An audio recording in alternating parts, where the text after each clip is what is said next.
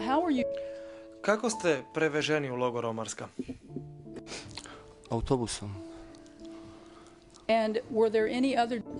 Je li bilo i drugih zatočenika s vama u autobusu? Ne, ja sam bio sam. Were there any other people on the? Je li bilo drugih ljudi u autobusu s vama? And who were these people? Ko su bili ti ljudi? To su bili takozvani ispitivači, a to su bili radnici kriminalističke službe iz Prijedora. Ubrzo je neko od režisera montiranog procesa shvatio da stvari teku previše sporo i da bi moglo doći do opadanja dramatične atmosfere, pa se istrebljenje nesrba neće moći provesti željenom brzinom. Now, when you were taken from Prijedor, Kada su vas odveli iz Prijedora u Omarsku, jeste li uočili uz cestu nešto neobično? Ja, da. what did you see? Što ste vidjeli? U pravcu putovanja ja sam bio s desne strane i do prozora. I onda sam uočio leševe od kojih su bili napravljeni krstevi.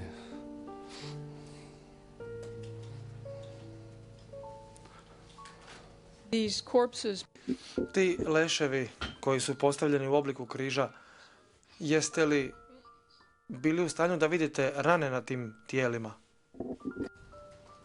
A što znači, za mene to sve trajalo dugo, jer ja nisam vjerovao da tako nešto može biti, ali mogao sam dobro da vidim da je od jednog tijela fali glava i ta je glava kod drugog tijela. Onda ruka, jedna je bila ekstra. Moglo se da vidi, ali je bilo stravično, tako nešto. what clothing? U kakvoj su odjeći bila ta tijela ukoliko su bila odjevena? To su bili sve civili. So this was at Omarska. Dakle, bilo je to u Omarskoj gdje ste da ste vidjeli ta tijela. And how close to the? Koliko blizu logora su se ta tijela nalazila? Pa sad, teško mi je tačno reći, mogu otprilike, jer to je sve bilo teško, ali to je bilo nedaleko, vrlo blizu logora. Da li je bilo 500 metara ili tako nešto, ne mogu tačno, jer sve je bilo stravično i onda u tim momentima, ali vrlo brzo mi smo došli u logor. Upravo u tom periodu počinju prva sistematska mučenja zarobljenih nesrba u logorima. Po svaku cijenu se moraju naći krivci za sve inscenirane incidente. Now, before you, Prije nego što ste došli u logor, dok ste se primicali logoru, sjećate li se da li ste vidjeli kakvu vatru? Da, onda s lijeve strane, u pravcu kako smo išli, kad sam bacio pogled na drugu stranu da više ne bi gledao to,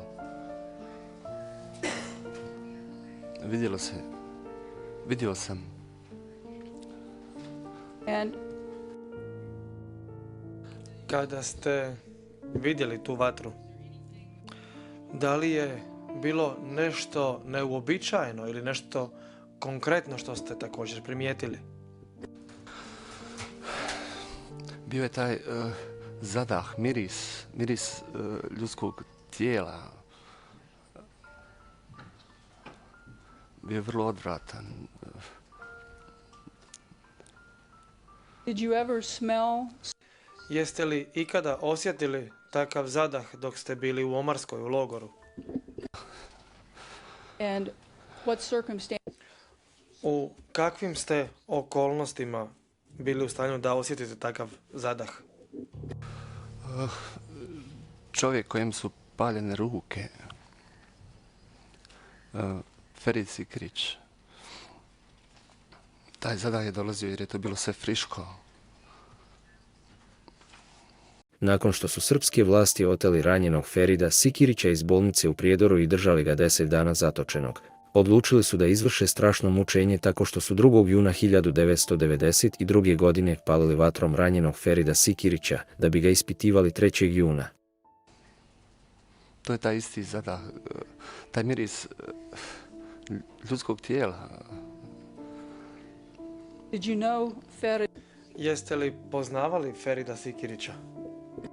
Da, poznavao sam. And what was his ethnicity? Što je on bio po nacionalnosti? Musliman. You know where he was from? Znate li odakle je on? On je iz sela Hambarene.